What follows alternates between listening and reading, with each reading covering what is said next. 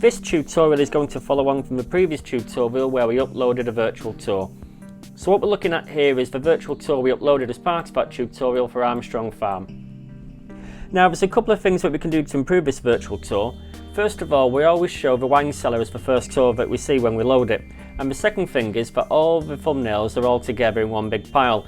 It would actually make more sense if they were actually split up into various floors.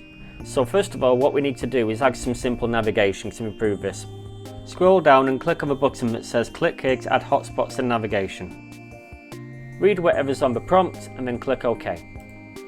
This then brings up the virtual tour editor. By default, all the tours are actually grouped together under one category, which is all tours. So what we want to do first is delete that category. Then what we need to do is we need to click on add new floor or category and we'll type in ground floor. Now all the images in the first tutorial were named with the number of the floor that they're actually on and then the room name, and that actually helps here because what we can do now is we can click on the images which are actually part of this ground floor tour. The order in which we click on the images is the order in which they will actually appear within the virtual tour. So first of all we click on entrance hall to start there. Then what we can do is we can click on the rest of the images which make up the ground floor. And then click OK.